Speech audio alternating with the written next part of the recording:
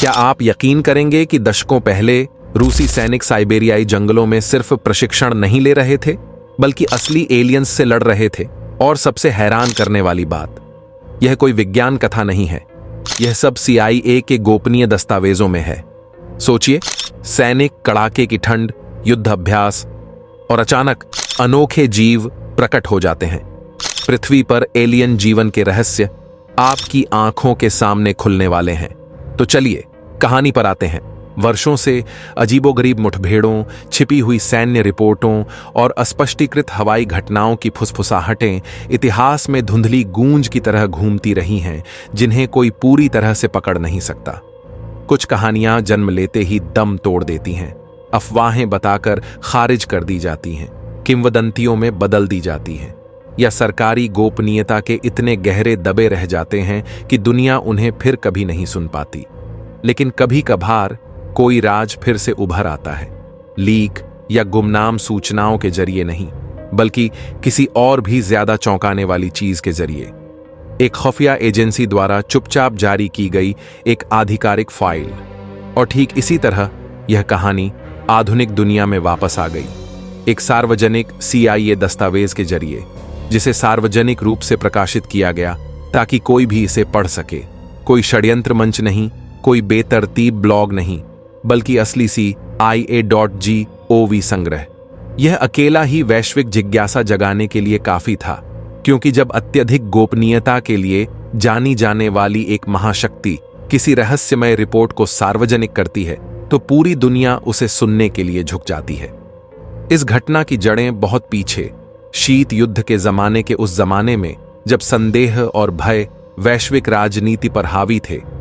यह 1980 के दशक का उत्तरार्ध था, एक ऐसा समय जब सोवियत संघ अपने ही भार से कांप रहा था, ढह रहा था, और दुनिया सत्ता में अप्रत्याशित बदलावों के लिए तैयार हो रही थी। साम्राज्य के कमजोर होते जाने के बावजूद उसकी सेना अपनी दिनचर्या जारी रखे हुए थी। कठोर अभ्यास, जीवन रक्षा प्रशिक्षण और एक ऐसे युद्ध की निरंतर तैयारी जो कभी भी भड़क सकता था। बर्फ और छाया की अंतहीन परतों से ढके खामोश साइबेरियाई जंगल में 25 युवा रूसी सैनिक अथक प्रशिक्षण ले रहे थे। ठंडी हवा में उनकी सांसें रुक रुक कर चल रही थीं। उनकी उंगलियां उनकी राइफलों पर अकड़ रही थीं। वे जानते थे कि दुनिया बदल रही है, लेकिन वे यह भी जानते थे कि एक सच्चाई अटल है। एक सैनिक कभी तैयारी करना बंद नहीं करता। उन नियमित प्रशिक्षण के दिनों में से एक दिन कुछ ऐसा हुआ जिसके लिए उनमें से किसी को भी प्रशिक्षित नहीं किया गया था। यह चुपचाप शुरू हुआ। आसमान में एक छोटी, दूर से चमकती हुई, जिसे लगभग नजरअंदाज करना आसान था।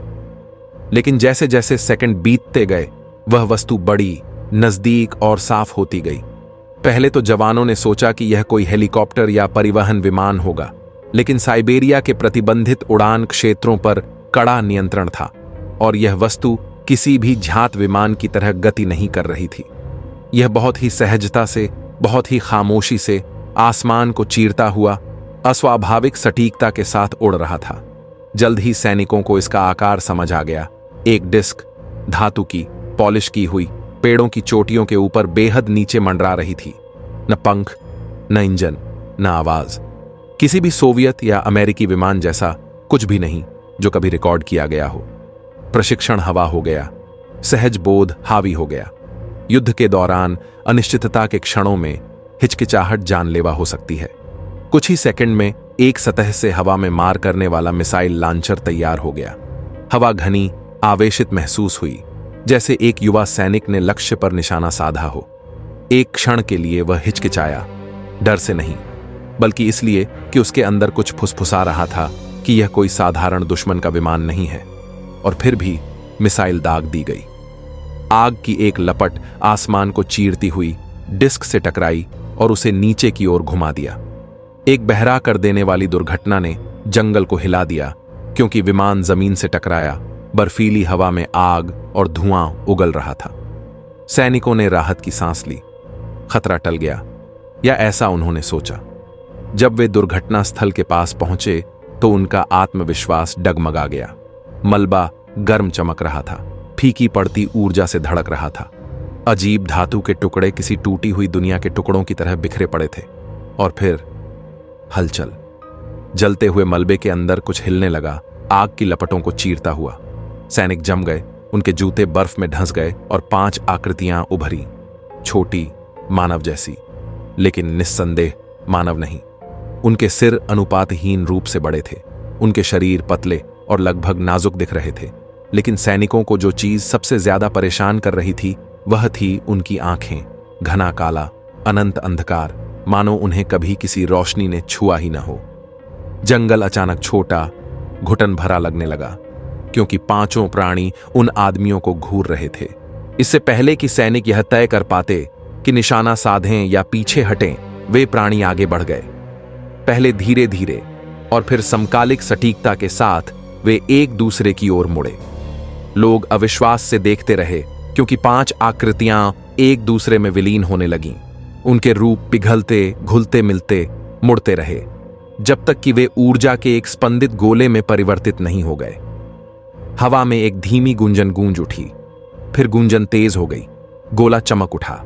बर्फ उसके चारों ओर एक फैलते हुए घेरे में पिघलने लगी। भय और जिज्ञासा के मिश्रण से प्रेरित होकर सैनिक पास आए, और यही उनकी आखिरी गलती थी। सफेद रोशनी के एक चकाचौंध कर देने वाले विस्फोट में गोला फट गया। 2 सैनिक जो पीछे हट गए थे सहज रूप से अपनी आंखें ढक लीं, लेकिन बाकी, उनमें से 23 बहुत पास खड़े थे। जब रोशनी फीकी पड़ गई और बचे हुए लोगों ने अपनी आंखें खोलीं, तो उन्होंने कुछ ऐसा देखा जिसने उन्हें तोड़ दिया। उनके साथी चले गए थे, मरे नहीं थे, घायल नहीं थे, पत्थर में तब्दील हो गए थे। हर कोई ठीक वैसे ही जम गया जैसे कुछ सेकंड पहले था। सदमे, भय, भ्रम के भाव उनके नए पत्थर के शरीर में हमेशा के लिए अंकित हो गए थे। उनकी वर्दियां, उनके हथियार, यहां तक कि उनके दस्तानों की तहें भी अप्राकृतिक सटीकता के साथ सुरक्षित रखी गई थीं। बचे हुए सैनिक लड़खड़ाते हुए आगे बढ़े, कांपते हाथों से ठंडी पत्थर की सतहों को छू रहे थे। उनकी आवाजें फट गईं, उनकी सांसें कांप उठीं। उनके प्रशिक्षण में, सैन्य इतिहास में, मानवीय अनुभव में किसी भी चीज ने उन्हें इसके लिए तैयार नहीं किया था। घबराहट प्रोटोकॉल में बदल गई। दोनों बचे हुए सैनिकों ने कमान से संपर्क किया, हालांकि उनके शब्द उन्हें भी पागलपन भरे लग रहे थे। लेकिन जब अधिकारी पहुंचे और बर्फ पर पंक्तिबद्ध मूर्तियों को देखा, तो अविश्वास भय में बदल गया। केजीबी को तुरंत बुलाया गया। बख्तरबंद वाहनों ने इलाके को घेर लिया। सुरक्षात्मक सूट पहने वैज्ञानिक घटनास्थल पर पहुंचे। पत्थर के सैनिकों और विमान के अवशेषों को सुरक्षित परिवहन ट्रकों में लादकर मास्को के पास एक गोपनीय सुविधा में ले जाया गया। कोई अंतिम संस्कार नहीं, कोई स्पष्टीकरण नहीं, कोई स्वीकृति नहीं। 23 सैनिकों के परिवारों को दुर्घटनाओं या गोपनीय जटिलताओं की अस्पष्ट कहानियां सुनाई गईं, और जैसे जैसे सोवियत संघ का बाद के वर्षों में नाटकीय पतन शुरू हुआ, साइबेरिया के उन जंगलों में जो कुछ हुआ था उसकी सच्चाई एक मरते हुए साम्राज्य के मलबे के नीचे दब गई। लेकिन राज अक्सर अजीब तरह से सामने आते हैं, खासकर जब राष्ट्र बिखरते हैं। जब सोवियत संघ का विघटन हुआ तो केजीबी का भी विघटन हुआ। फाइलें बिखर गईं, दस्तावेज लीक हो गए, खुफिया अभिलेखागार प्रतिद्वंद्वी एजेंसियों द्वारा जब्त कर लिए गए, और इसी अफरा तफरी में उस घटना का वर्णन करने वाला 250 पन्नों का एक संग्रह कथित तौर पर अमेरिकियों के हाथों में पहुंच गया। वर्षों बाद 2000 में CIA ने चुपचाप उस घटना का संदर्भ देते हुए एक पन्ने का सारांश जारी किया। कोई स्पष्टीकरण नहीं, कोई टिप्पणी नहीं, बस अपनी आधिकारिक वेबसाइट पर अपलोड किया गया एक छोटा सा दस्तावेज, वह चिंगारी जिसने शीत युद्ध के दौरान फुसफुसाए गए सबसे अजीबोगरीब किस्सों में से एक को फिर से सुलगा दिया। जब बख्तरबंद काफिला मॉस्को के बाहर गोपनीय अनुसंधान परिसर की ओर बढ़ा, तो उन स्टील की दीवारों के पार की दुनिया ऐसे चलती रही मानो कुछ हुआ ही ना हो। लेकिन ट्रकों के अंदर, शीशे की परतों से बंद बक्सों के अंदर, सोवियत संघ एक ऐसा राज छुपाए हुए था जो कभी किसी आधिकारिक इतिहास की किताब में दर्ज नहीं होगा। 23 सैनिक जो कभी जीवित थे, अब अपने अंतिम भयावह क्षणों की पत्थर की प्रतिकृतियों में सिमट गए थे। चुपचाप खड़े थे, मानो किसी ऐसी चीज के स्मारक हों जिसे मानवता देखने के लिए नहीं बनी थी। विमान का मलबा मुड़ा हुआ और झुलसा हुआ बची हुई ऊर्जा से हल्की सी गूंज रहा था, और दो जीवित सैनिक अभी भी कांप रहे थे, एक अलग वाहन के पीछे बैठे थे, जिनकी निगरानी चिकित्सा कर्मचारी कर रहे थे, जो उनके स्वास्थ्य की चिंता से ज्यादा उनसे डरते हुए लग रहे थे। जिस सुविधा में उन्हें ले जाया गया वह कंक्रीट का एक चक्रव्यूह था, एक ऐसी जगह जो सामान्य विज्ञान के लिए बहुत खतरनाक या अविश्वसनीय अनुसंधान के लिए आरक्षित थी। काफिला पहुंचते ही सफेद कोट पहने लोग आगे बढ़े। ठंडी हवा में उनकी सांसें धुंधली हो रही थीं, क्योंकि वे जमी हुई आकृतियों के चारों ओर इकट्ठा हो गए थे। उनके चेहरे पढ़ने लायक नहीं थे, पेशेवर रवैये की वजह से नहीं, बल्कि इसलिए कि उस आंगन में किसी के पास यह समझने का कोई जरिया नहीं था कि उनके सामने क्या खड़ा है। वैज्ञानिक सावधानी से आगे बढ़े, हथियारों से नहीं, बल्कि ऐसे उपकरणों से लैस जिनकी टिमटिमाती रोशनी सैनिकों के पत्थर जैसे चेहरों से टकरा रही थी। हर स्कैन से ऐसा डेटा निकल रहा था जिसकी कोई व्याख्या नहीं कर सकता था। हर रीडिंग भौतिकी के उन नियमों का खंडन कर रही थी जिनके इर्द गिर्द उन्होंने अपना करियर बनाया था। अंदर औद्योगिक रोशनी की तेज रोशनी में असली जांच शुरू हुई। पहली खोज ने पूरी शोध टीम में सिहरन पैदा कर दी। वह पत्थर पत्थर नहीं था, रासायनिक विश्लेषण से एक ऐसा यौगिक निकला जो पृथ्वी के भूविज्ञान के लिए अज्ञात था। ऐसा कुछ जो खनिज युक्त कार्बन जैसा था और आणविक स्तर पर कार्बनिक ऊतक के साथ मिला हुआ था। सरल शब्दों में, सैनिक मूर्तियों में नहीं बदले गए थे, वे एक संकर अवस्था में बदल गए थे जो जीवन और मृत्यु के बीच कहीं मौजूद थी। मापों ने धुंधले विद्युत संकेत दिखाए, न पूरी तरह से जीवन, न पूरी तरह से स्मृति, बल्कि कुछ जो बना हुआ था। एक वैज्ञानिक ने तर्क दिया कि सैनिक शायद अभी भी जीवित हैं, जैविक समझ से परे किसी अवस्था में फंसे हुए हैं। दूसरों ने इस विचार को खारिज कर दिया, लेकिन चुपचाप उस रात कोई नहीं सोया। इस बीच एलियन यान को बगल के हैंगर में रखा गया था। मलबा एक अप्राकृतिक धातुई चमक से झिलमिला रहा था। न कोई वेल्ड, न कोई पेंच, न कोई जोड़, मानो पूरा जहाज बनाया नहीं गया था, बल्कि उगाया गया था। शोधकर्ताओं ने जब उसे काटने की कोशिश की तो औजार चकनाचूर हो गए। ताप संवेदक काम नहीं कर रहे थे, विकिरण मीटर अप्रत्याशित रूप से बढ़ रहे थे। एक टुकड़ा जो किसी सैनिक के हेलमेट से भी बड़ा नहीं था, सूक्ष्म आवृत्ति पर कंपन करता हुआ पाया गया, ऐसा कुछ जो मृत मशीनों से संभव नहीं होना चाहिए था। एक वरिष्ठ भौतिक विज्ञानी ने फुसफुसाते हुए कहा कि वे उस तकनीक के सामने खड़े हैं जो मानवता से सदियों, शायद सहस्राब्दियों आगे है। केजीबी सिद्धांतों की नहीं, बल्कि जवाबों की मांग कर रहा था। लेकिन वैज्ञानिक जितना गहराई से खोजते गए, रहस्य उतना ही पीछे धकेलता गया। सुविधा के अंदर अजीबोगरीब घटनाएं सामने आने लगीं। रोशनी टिमटिमा रही थी, तापमान गिर रहा था, इलेक्ट्रॉनिक उपकरण खराब हो रहे थे। एक सुरक्षा गार्ड ने बताया कि उसने सुबह 3 बजे गलियारों में आवाजें गूंजती सुनी, हालांकि वह अकेला खड़ा था। दूसरों ने दावा किया कि पत्थर के सैनिक कभी कभी हिलते थे, दिखाई नहीं देते थे, लेकिन गार्ड के घुमावों के बीच उनकी स्थिति थोड़ी अलग लगती थी। पहले तो सबने थकान को जिम्मेदार ठहराया, फिर जब परीक्षण के दौरान 2 शोधकर्ता बेहोश हो गए, उनका खून गाढ़ा और अजीब तरह से धातु जैसा हो गया, तो डर लाजमी हो गया। उन्हें तुरंत क्वारंटाइन कर दिया गया और एक नए स्तर की गोपनीयता उस जगह पर छा गई, मानो दम घोंटने वाला कोहरा हो। बचे हुए सैनिकों, जिनमें से सिर्फ 2 ने ही दूर से विस्फोट देखा था, से लगातार पूछताछ की गई। पहले तो उन्होंने शांति से कहानी सुनाई, मूक डिस्क, 5 प्राणी, विलय प्रकाश का गोला। लेकिन समय के साथ उनके बयान असंगत होते गए। उनमें से एक चीखते हुए उठने लगा। उसे यकीन था कि वह अपने बिस्तर के किनारे खड़ी आकृतियों को देख सकता है। दूसरे ने अंधेरे कमरों में जाने से इनकार कर दिया, यह कहते हुए कि परछाइयां हिल रही हैं। मनोवैज्ञानिकों ने इसे आघात करार दिया, लेकिन केजीबी को कुछ और ही शक था, संदूषण, शायद प्रभाव भी। दोनों को अंततः उनकी सुरक्षा के लिए अलग अलग भूमिगत कक्षों में अलग थलग कर दिया गया। हालांकि असली वजह सभी समझ गए थे। अगले वर्ष की बसंत ऋतु तक सोवियत संघ तेजी से ढह रहा था। धन समाप्त हो गया, अधिकारी दल बदल कर गए, रातों रात पूरे विभाग गायब हो गए। और इस अफरा तफरी में साइबेरियाई घटना, यह असंभव भयावह घटना, एक ऐसा बोझ बन गई जिसे कोई ढूंढना नहीं जानता था। कुछ अधिकारियों ने तर्क दिया कि सच्चाई को विदेशी हाथों में पड़ने से पहले ही नष्ट कर देना चाहिए। दूसरों ने जोर देकर कहा कि यह खोज इतनी मूल्यवान और खतरनाक है कि इसे दफनाया नहीं जा सकता। अंततः यह निर्णय पृष्ठभूमि में चला गया, क्योंकि सोवियत साम्राज्य स्वयं राजनीतिक, आर्थिक और सामाजिक दबाव में ढह गया। जब सरकार अंततः भंग हो गई तो गोपनीय सुविधा को आनन फानन में छोड़ दिया गया, जिससे उत्तरों से ज्यादा सवाल पीछे छूट गए। बचे हुए कर्मचारियों के बीच अफवाह फैल गई कि एक अमेरिकी टीम ने किसी तरह प्रयोगशाला रिपोर्टों की प्रतियां हासिल कर लीं। शायद हताश पूर्व अधिकारियों से खरीदी गईं, शायद गुप्त अभियानों के जरिए चुराई गईं।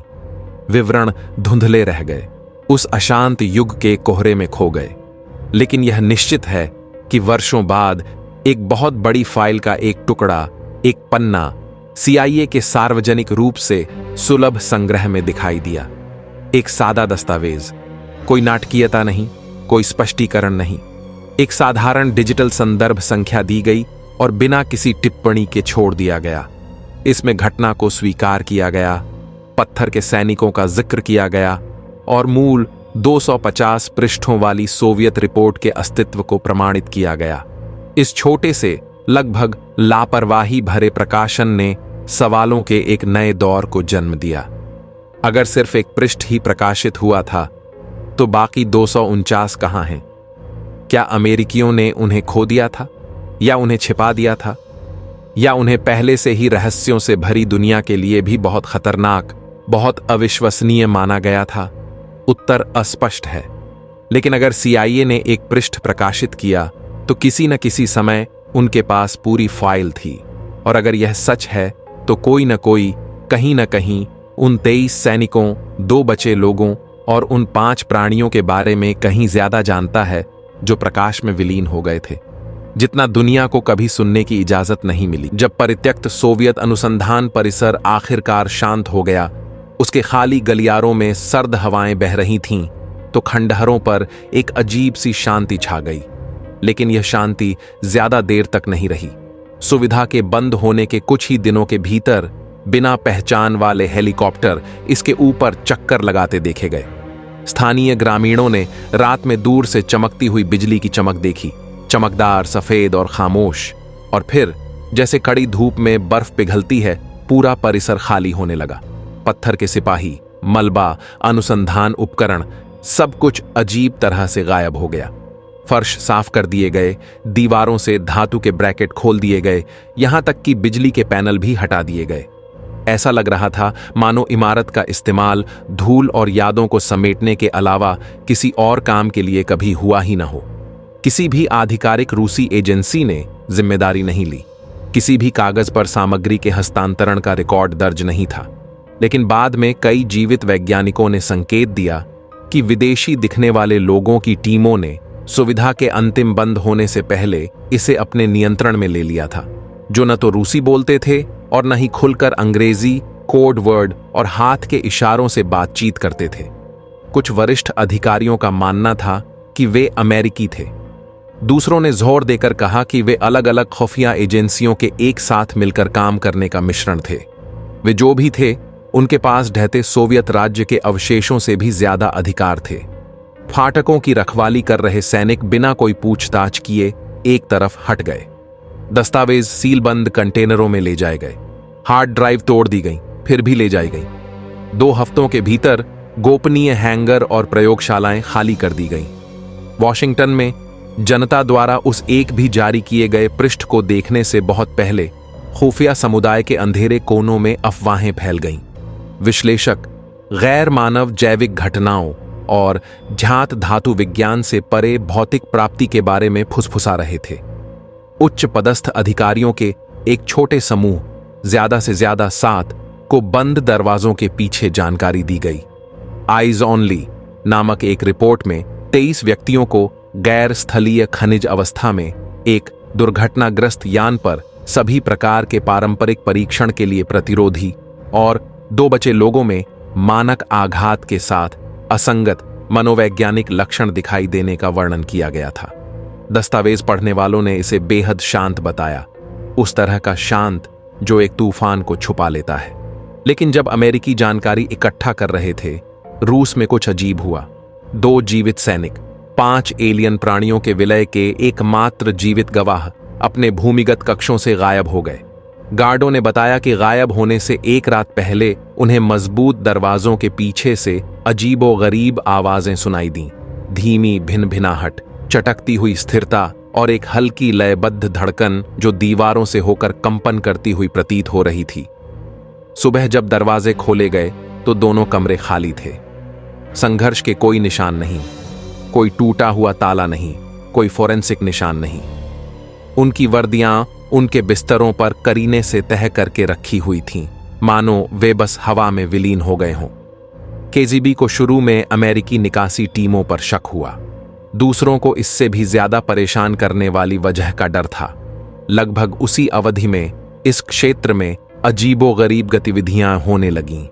बिना किसी स्पष्ट कारण के पशुधन मर रहे थे।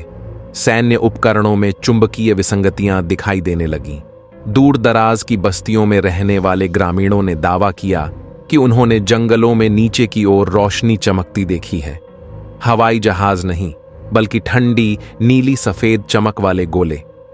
पहले तो इन खबरों को अंधविश्वास मानकर खारिज कर दिया गया, लेकिन जब रेलवे इंजीनियरों ने टैगा की गहराई में पूरी तरह से पिघली हुई मिट्टी का एक 30 मीटर का घेरा खोजा, मिट्टी पिघलकर कांच बन गई, तो सरकारी दफ्तरों में फिर से दहशत फैलने लगी और फिर लीक की बात सामने आई।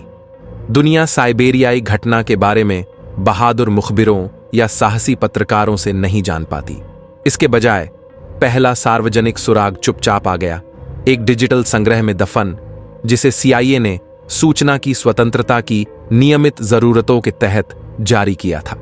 कोई घोषणा नहीं, कोई प्रेस विज्ञप्ति नहीं, हजारों फाइलों में से बस एक फाइल, एक अकेला पन्ना, संदर्भहीन, जिसमें गैर मानवीय संपर्क, खनिजयुक्त सैनिक और अज्ञात यान के टुकड़े का जिक्र था। दस्तावेज इतना अस्पष्ट था कि कुछ भी साबित नहीं हो सकता था, फिर भी इतना विशिष्ट कि उसे खारिज नहीं किया जा सकता था। षड्यंत्र सिद्धांतकारों ने जश्न मनाया, सरकारों ने इसे नजरअंदाज कर दिया, अखबारों ने इसे एक लिपिकीय भूल बताया, लेकिन खुफिया विभाग के अनुभवी लोग बेहतर जानते थे। कोई भी चीज कभी भी संयोग से जारी नहीं होती। अगर सिर्फ एक पन्ना ही लोगों की नजरों में आया तो इसका मतलब था कि बाकी सामग्री, बाकी 249 पन्ने ऐसी तिजोरियों में बंद कर दिए गए थे जिन तक कोई भी आम अधिकारी नहीं पहुंच सकता था। विश्लेषक निजी समूहों में अटकलें लगाने लगे। गायब अध्यायों में क्या था? शव परीक्षण के नतीजे, तकनीकी विश्लेषण, बचे हुए सैनिकों पर मनोवैज्ञानिक रिपोर्ट, या शायद किसी ऐसी चीज से संवाद करने के प्रयासों के टेप, सफल या असफल, जो मानव नहीं थी। जब जांचकर्ताओं ने उस जगह पर काम करने वाले पूर्व सोवियत वैज्ञानिकों का पता लगाने की कोशिश की तो ज्यादातर ने बोलने से इनकार कर दिया। कुछ विदेश चले गए थे, कुछ की असामान्य परिस्थितियों में अचानक मृत्यु हो गई थी। कम उम्र में दिल का दौरा, बिना किसी गवाह के कार दुर्घटनाएं, लंबी पैदल यात्रा के दौरान गायब होना। जो जीवित बचे थे उन्होंने अस्पष्ट चेतावनियां दी। कुछ ज्ञान मानव मन के लिए बहुत भारी होता है। वे शत्रुतापूर्ण नहीं थे, लेकिन वे हमारे लिए नहीं थे। हमने जो अध्ययन किया था वह मरा नहीं था। वर्षों बाद एक सेवानिवृत्त खुफिया अधिकारी ने एक निजी साक्षात्कार के दौरान एक चौंकाने वाली बात बताई। पत्थर के सैनिक फिर कभी नहीं मिले, एक भी नहीं। न रूसी भंडारण स्थलों में, न अमेरिकी ब्लैक प्रोजेक्ट्स में, न किसी प्रलेखित परमाणु बंकर में। वे बस गायब हो गए। कुछ का मानना था कि वे नष्ट हो गए थे। दूसरों ने सुझाव दिया कि उन्हें कक्षा में ले जाया गया होगा, या उससे भी गहराई में। लेकिन कुछ सिद्धांतकारों ने कुछ ऐसा प्रस्ताव रखा जो इतना विचलित करने वाला था कि ज्यादातर विशेषज्ञ उसे मानने से इनकार कर देते हैं कि सैनिक मूर्तियां नहीं, बल्कि कोकून थे, और जिस किसी रूप में वे बदल गए थे वह अंततः जाग गया, क्योंकि जिस रात यह सुविधा छोड़ी गई थी, उपग्रह के तापीय सेंसरों ने इमारत के अंदर एक जबरदस्त गर्मी का पता लगाया। एक अचानक अस्पष्टीकृत उछाल, मानो किसी चीज में बिजली आ गई हो, और 4 घंटे बाद अंदर का सब कुछ गायब हो गया। रिकॉर्ड, सैनिक, शिल्प के टुकड़े, इस घटना का हर निशान गायब हो गया। पीछे रह गए सिर्फ कंक्रीट के फर्श और एक जंग लगी कुर्सी। आज साइबेरियाई घटना आधुनिक खुफिया इतिहास में दबी सबसे गोपनीय मुठभेड़ों में से एक है। CIA का आकस्मिक लीक कोई रहस्य उद्घाटन नहीं था, यह एक अंश था, एक ब्रेड क्रम्ब, एक अनुस्मारक। अगर एक पन्ना भी परछाई से बच गया तो यह कोई गलती नहीं थी, यह एक संकेत था, एक चेतावनी, शायद उन लोगों के लिए एक संदेश भी जो समझते हैं कि ये राज सरकारों के जरिए कैसे घूमते हैं। हम जानते हैं, हमें याद है, हम अब भी देखते हैं। लेकिन असली सवाल जो इस मामले से जुड़े हर अन्वेषक को परेशान करता है, बेहद सरल है। अगर अमेरिकियों को 250 पन्नों की फाइल मिल गई, अगर रूसियों ने उस जगह पर नियंत्रण खो दिया, अगर 2 जीवित सैनिक बिना किसी कारण बताए गायब हो गए, तो फिर वे 5 प्राणी कहां गए? और क्या वे सचमुच चले गए थे? पत्थर के सैनिकों के गायब होने और परित्यक्त सुविधा के रहस्यमय ढंग से खाली होने के बाद वैश्विक खुफिया एजेंसियों ने वर्षों तक अनौपचारिक रूप से मौन व्रत धारण किया। किसी भी एजेंसी ने संलिप्तता स्वीकार नहीं की, किसी भी सरकार ने साइबेरियाई घटना को स्वीकार नहीं किया। लेकिन चुप्पी की एक अजीब आदत होती है, यह सच्चाई को मिटाती नहीं, यह उसे अंधेरे में पनपने देती है। और उसके बाद के दशकों में उस सच्चाई के टुकड़े चुपचाप सतह पर आ गए, जैसे लंबे समय से दबी हड्डियां पिघलती जमीन से ऊपर उठ रही हों। पूर्व एजेंटों ने फुसफुसाते हुए कहा कि वे प्राणी आगंतुक नहीं, बल्कि वापस आने वाले जीव थे। सेवानिवृत्त वैज्ञानिकों ने दावा किया कि वह यान कोई जहाज नहीं, बल्कि एक रोकथाम पोत था। और कुछ उच्च पदस्थ अधिकारियों ने बिना किसी रिकॉर्ड के स्वीकार किया कि इस घटना ने अंतर्राष्ट्रीय एजेंसियों के गैर मानवीय मुठभेड़ों को वर्गीकृत करने और उनसे निपटने के तरीके को बदल दिया। उन्होंने उन्हें एलियन नहीं कहा, उन्होंने उन्हें जीवन रूप नहीं कहा। उनका शब्द ज्यादा ठंडा, पुराना, लगभग पौराणिक था। प्रोजेनिटर्स। एक ऑम्फ्लोडेड रूसी ब्रीफिंग के अंश के अनुसार, जिसे बाद में एक यूरोपीय संग्रहकर्ता ने अवैध रूप से खरीद लिया, डिस्क से बरामद 5 प्राणियों के हस्ताक्षर मानव सभ्यता से भी पुराने थे। उनकी आणविक संरचना में ऐसी विशेषताएं दिखाई दीं जिन्हें वर्गीकृत करना असंभव था। न तो जैविक, न ही कृत्रिम, बल्कि अकल्पनीय समय में परिष्कृत एक संकर। रिपोर्ट में सुझाव दिया गया था कि ये प्राणी पैदा नहीं हुए थे, उन्हें इंजीनियर किया गया था। और किसी भी चीज से ज्यादा परेशान करने वाली बात यह थी कि वे क्वांटम स्तर पर एक दूसरे से जुड़े हुए प्रतीत होते थे।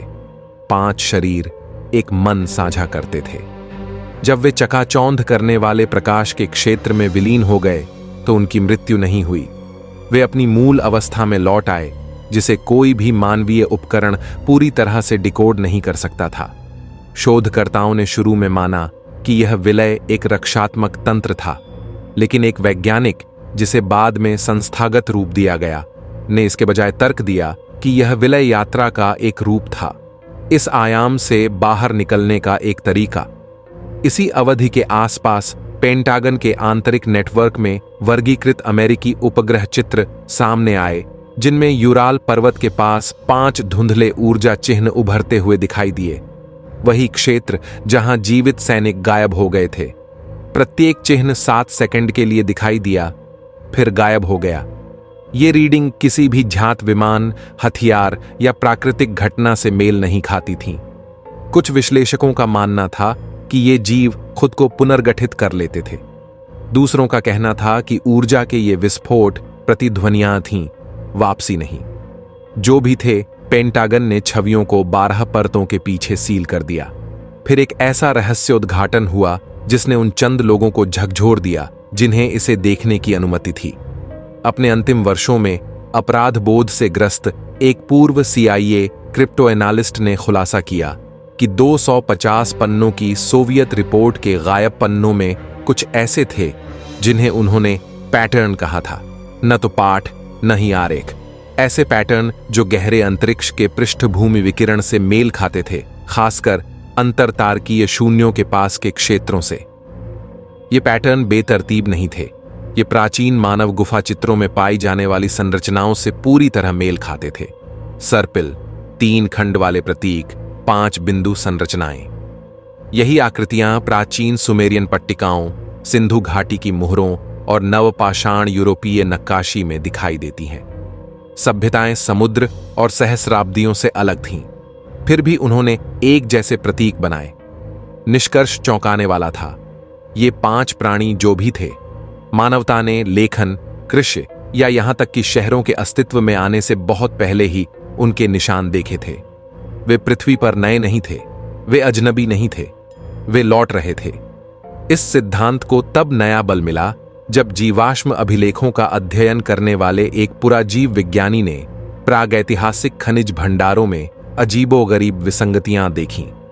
कुछ परतों में पत्थर के सैनिकों में पाए जाने वाले तत्वों के समान ही सूक्ष्म तत्व थे। इसका निहितार्थ बिजली की तरह कौंधा। खनिजीकरण प्रक्रिया कोई हथियार नहीं थी, यह एक प्राचीन जैविक घटना थी जो मानव के विकास से बहुत पहले घटित हुई थी। कुछ ऐसा जिसने पर्यावरण को ही आकार दिया, कुछ ऐसा जिसने जीवन को आकार दिया होगा। लेकिन शायद इस पूरे मामले का सबसे अजीब हिस्सा एक अप्रत्याशित स्रोत से आया।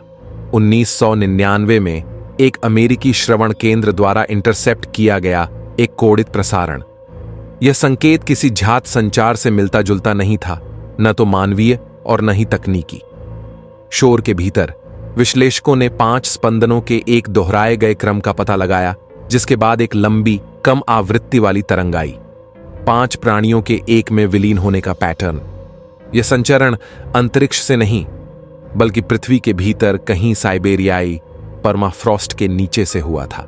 जब एक गुप्त अभियान दल को निर्देशांकों की जांच के लिए भेजा गया, तो उन्होंने बताया कि उन्हें एक अनिर्धारित गुफा प्रणाली मिली है जो बिल्कुल चिकने गोलाकार कक्षों से भरी हुई है। दीवारें उसी चमकदार खनिज से लिपटी हुई हैं जिससे कभी सैनिक ढके थे। कक्ष खाली थे, पूरी तरह से खाली। लेकिन दल ने बताया कि उन्हें एक धीमी लयबद्ध भिनभिनाहट सुनाई दी, जो जैसे जैसे वे गहराई में गए तेज होती गई। ये भिनभिनाहट वैसी ही थी जैसी सैनिकों ने अपने रूपांतरण से कुछ क्षण पहले सुनी थी। और फिर दल से संपर्क टूट गया। बाद में भेजी गई बचाव इकाई को कुछ नहीं मिला, न शव, न उपकरण, न संघर्ष के कोई निशान। कक्ष फिर से शांत हो गए और भिनभिनाहट बंद हो गई। वर्षों बाद एक संयुक्त खुफिया कार्यबल के लिए तैयार की गई एक अंतिम अनौपचारिक ब्रीफिंग में उस बात का सारांश दिया गया जिसकी पुष्टि नहीं हो सकी। ये प्राणी विजेता, खोजकर्ता या शरणार्थी नहीं थे, वे संरक्षक थे, मानवता से भी पुरानी एक प्रक्रिया के रखवाले। उनका उद्देश्य अज्ञात है, लेकिन रिपोर्ट में कहा गया है कि उनके ऊर्जा संकेतों का हर दर्ज किया गया प्रकटीकरण ग्रहीय अस्थिरता के क्षणों के साथ मेल खाता था। भूचुंबकीय बदलाव, सौर विसंगतियां, सामूहिक विलुप्ति की सीमाएं। ब्रीफिंग के अनुसार उनकी उपस्थिति एक घुसपैठ कम और एक अंशांकन ज्यादा थी। ब्रीफिंग का आखिरी पैराग्राफ, जो एक सूत्र द्वारा लीक किया गया था और कुछ ही देर बाद गायब हो गया, सबसे विचलित करने वाली जानकारी देता है। वे हमें देखने नहीं आते, वे उन चीजों को समायोजित करने आते हैं जिन्हें हम नहीं समझते, और हर समायोजन कुछ न कुछ पीछे छोड़ जाता है। साइबेरियाई घटना कोई दुर्घटना नहीं थी, पत्थर के सैनिक पीड़ित नहीं थे, प्राणियों का विलय कोई आपात स्थिति नहीं थी। यह एक चक्र था जो बार बार दोहराया जा रहा था, एक ऐसा चक्र जिसे मनुष्य अभी तक पहचानना नहीं सीख पाया है। और कहीं एक ऐसी तिजोरी में जिसके अस्तित्व को कोई भी अधिकारी स्वीकार नहीं करेगा। 250 पन्नों की रिपोर्ट के बाकी पन्ने अछूते पड़े हैं, जनता से दूर, लोगों की रक्षा के लिए नहीं, बल्कि इस भ्रम को बनाए रखने के लिए कि मानवता नियंत्रण में है। क्योंकि CIA द्वारा जारी किए गए एकमात्र पृष्ठ पर अंतिम पंक्ति, जिसे सबसे ज्यादा नजरअंदाज किया गया, इस प्रकार है: यह घटना कोई अकेली घटना नहीं है, भविष्य में घटित होने के लिए तैयार रहें। वाक्य यहीं समाप्त होता है, इसलिए नहीं कि इसे सेंसर किया गया था, बल्कि इसलिए कि मूल दस्तावेज में ही शब्द के बीच में ही समाप्त हो गया था, मानो आगे जो कुछ भी होने वाला था वह उनके लिखने से पहले ही आ गया।